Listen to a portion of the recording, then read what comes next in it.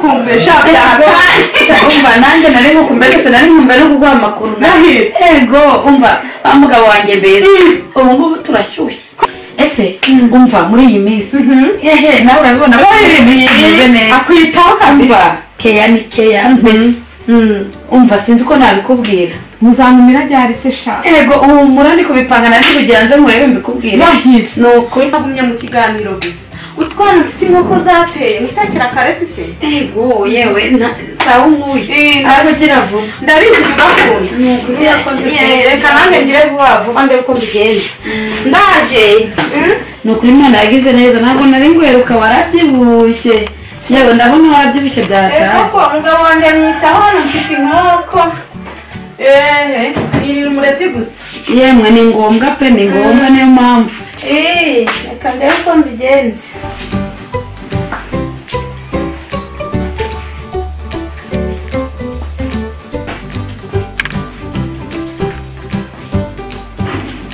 umva we banguka unsange hano ku muryango wa salo injira muri salo mubwire banguka cya kigore cyanjye yihute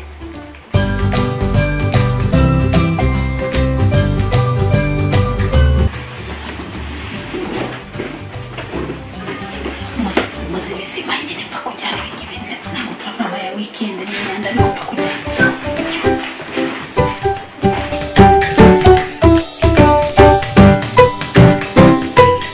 umva uracyamenya guteka mbere cyane ukuri kw'Imana urakoze ni ukuri nari nkumbuye umureti urakoze pe urakunze gushima shashanta uracyafite umuco mo mbere yego se wagereshe ntabwo wabura n'ukuri urakoze gushima kandi nawe urakoze sawa yego shaive cyane ukuri kw'Imana urakoze pe ahubwo shakisha ukuntu wamerekeza naye n'amasaha aragiye reka njye mu cyumba nambare akashijipo n'agashati nze guherekeza mugani nibyo ndabona n'imvura ikubye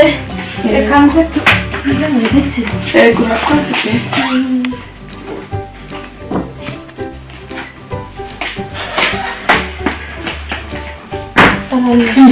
cyavuye kuri kwicara uyu wikwicara ahita umwerekeza tugende watashye reka ntaye amasaha yansize sawa reka nze muherekeze cyane ukuri kw'Imana ive umva reka mfate telefone sawa nta kibazo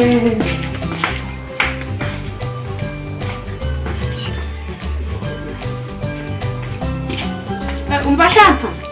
telefone yanjye ndayibuze nayibonyeho waba wayisize heza byari biri hano ku meza hano iruhande rwa televiziyo ego shanta urayibuze none ko naje guhamagara ntunyitabe ngo ntiwarebye nabi ndayibuze na mashini ndayibuze ego reka mbe ngiye ubwo nyine usigara ukwishakisha ubwo urambwira niba wari naho ubutaha reka nshakishe sawa